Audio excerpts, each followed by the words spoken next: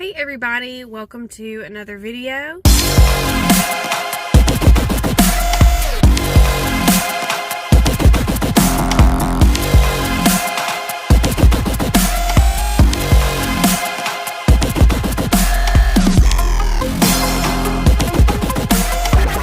know that I said that I was going to do the hot topic videos on Mondays, but of course, yesterday was Labor Day, so that didn't happen yesterday. I had some family visits and things that were going on yesterday. So I did not film anything yesterday. So I'm doing a Hot Topic Tuesday. I figured I would talk a little bit about expectations when you are deciding on which type of pet snake you want to own, because if you remember me referencing in the last video, there's a lot of things going on with viral videos being shared on TikTok with very inexperienced keepers who are having these advanced level type snakes that they really shouldn't have, and they're getting these snakes because they've heard that they're challenging to keep. They see other people have them. They know that they get on the larger side because they're in the large constrictor category. And so there's this, temptation to get these types of snakes for clout and for attention. And these people don't know what they're doing. And these situations can end up being very, very dangerous. And what I'm mainly referencing is a lot of people are jumping into getting a reticulated python in particular without understanding what exactly they're signing up for, what it takes to be a good reticulated python keeper, and how to be safe with these animals and treat them like they're supposed to be treated and give them respect that they deserve. If you haven't already, you should check out Intrepid Exotics. That is a very awesome YouTube channel. Tim is very, very educated, and he is very experienced on keeping reticulated pythons. A lot of his constrictors are fully grown, and he's had them from babies, and so he knows the ins and outs of these animals. I know he's got a Burmese python that's fully grown, and I think he has a younger one too, and then I believe he's got 2 or 3 large sized reticulated pythons that are either fully grown or like just about fully grown. And his channel is amazing. He's doing a species spotlight right now, like a series, and there's so many videos on his channel that are dedicated to retics and how to properly care for them, treat them, safety with them, how to handle them, understanding them with their behavior, and just all these really great tips and advice from him.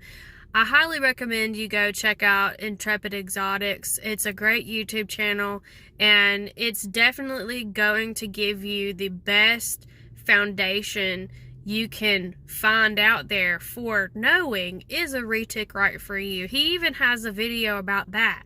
And so, look up people like that, Intrepid Exotics, those types of channels, and find, people that specialize in talking about and explaining what reticulated pythons are, and how is the experience keeping them. Is it hard? Is it really as advanced as people say it is? Is it safe to keep a reticulated python? Is a retic good for a family with small kids? Or, can you have a retic and live by yourself with no other adults around? Is that safe? There's a lot of things to consider when you're getting a snake that in the wild, and I'm not trying to harp on any snakes, species, or breeds and say anything negative, but in the wild, reticulated pythons that grow to be very large have been known to eat people. And it's not that these snakes are after people, it's always an accident. There's usually what happens is over in Malaysia, Indonesia, places like this, there will be someone gathering food out in the brush area, and the snake confuses this human being for an animal that it would probably go after, like a deer or something like that. And there have been cases where human beings have been swallowed whole by these pythons because they can get so big. They can get over 20 feet long in the wild. Now, in captivity, there are people that keep mainland reticulated pythons. And when I say mainland reticulated pythons, that's the size I'm talking about, that, you know, they can get up to that certain size in the wild. Now, super dwarves and dwarves like we have a dwarf female and a super dwarf. They have a certain size that they're expected to top out at because of their genetics, and the genetics are proven because we went through a really good breeder. We went through Reach Out Reptiles, so we know everything about our snakes. We know around the size they're going to be, but they're still reticulated pythons, and they still act just like a mainland. They're just going to be a smaller size when they get fully grown, but they will still be a pretty good sized snake. So if you're going to get a reticulated python, I think it's worth noting that you should really do your research. You should really not just go get one of these snakes because you see everybody else having one. You think they're challenging and you want to see if you're up for the challenge.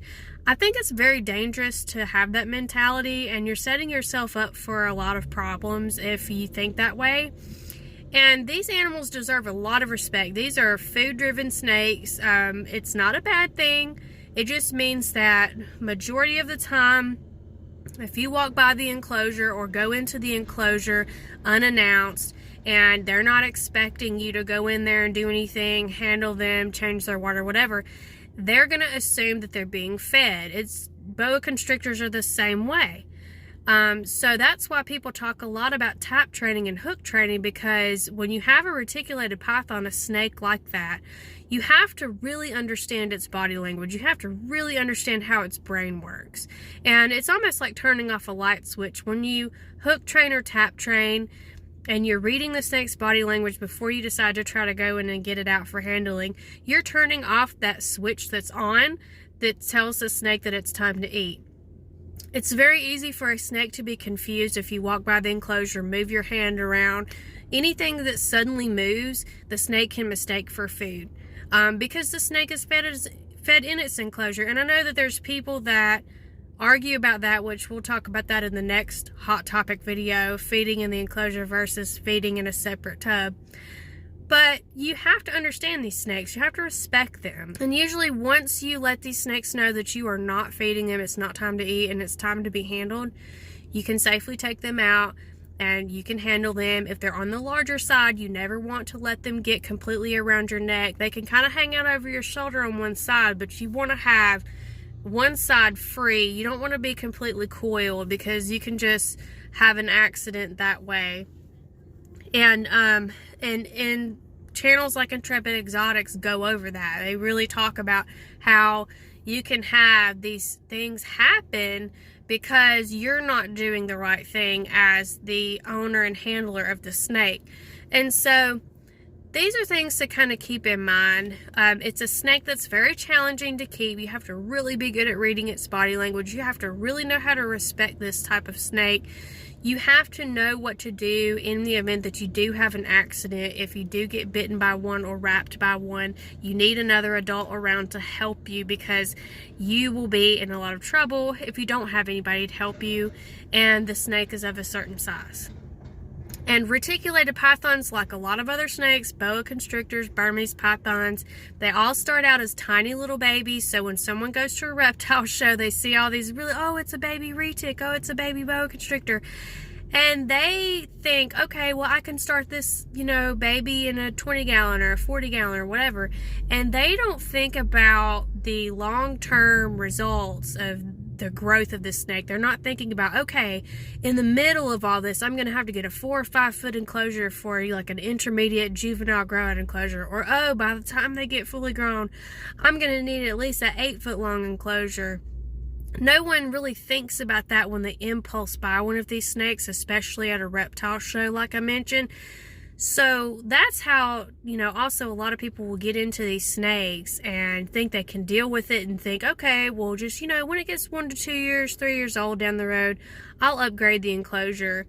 And then they end up having just all these problems later because they took on a snake that was going to get too big for them. And so that's another thing to consider is size. You need to be able to properly house these snakes. You don't need to be getting one of these snakes if you cannot provide the appropriate enclosure size once they get to a certain size. Once they start growing up, you need to be able to provide enclosure upgrades and do that. And at the very end of their growth, when they get to where they're going to be the size that they're mainly going to be down the road a few years, you need to be able to provide the appropriate size enclosure. What I want you to take away from this video is that if you're going to get into a certain type of snake like a reticulated python, just please do your research. Please know what you're getting into. Don't just get one of these snakes because you think they're cool, or you see everybody else having one, or you think it's a challenge and you want to try and see if you're up for it. You really don't want to get yourself into a bad situation. And a lot of these videos on TikTok have been very dangerous videos where these people are doing very stupid things with these snakes, and they think it's funny, and they're scaring everybody too. That's another thing I want to mention is people that don't know anything about snakes, these videos are actually perpetuating that pet snakes are scary and that you should not ever have a snake. Like, snakes are wild animals and should be left in the wild, and they can't be trusted, and they're all horrible and scary. That's what these videos on TikTok are perpetuating. They're sending out the message that you cannot trust a snake. Snakes are so dangerous. Like, why would you be crazy enough to have one of these as a pet? And then, see, people don't get to see the actual good videos that a lot of us put out about how great they are and the positive side of them and how to properly handle them and take care of them. They're only seeing these crazy videos from these horrible, inexperienced keepers that don't know what they're doing. They're abusing these animals. They're neglecting these animals. And that is basically the cover of the book that they're seeing when it comes to snakes. If you've ever heard, don't judge a book by its cover. That's what they're seeing, and they're going, oh my gosh, no way would I ever have a snake as a pet. And we're trying to bring more people into the community. We want to show the positive side of these animals, and we want more people to want snakes. And even if they don't want one as a pet, we want more people to respect them and like them and understand how important they are. And so that's another thing. Don't be a part of this trend of, don't be a part of this group of people that wants to put out such a nasty, scary, shocking image about these animals. Because, if you're going to do something for clout and attention, things like that, you're really putting these animals in a bad light when you do that. And it's so harmful to the reticulated pythons as a type of snake and to the community, the people that keep them. And so I encourage you to really, just whatever you're going to do, whether you want to get a reticulated python or not, be on the positive side when it comes to spreading information, sharing videos, the reputation of these animals, because these animals already get a bad rap. So that's today's hot topic. I really hope you enjoyed it. We will be doing a breeding update video soon. I'm not sure exactly what day, but keep on the lookout for that, because I did say that we're going to be doing 2 videos a week. So obviously today's video is about hot topics. The next video will be the breeding update video. So I hope you all are having a good week so far, and we will see you next time.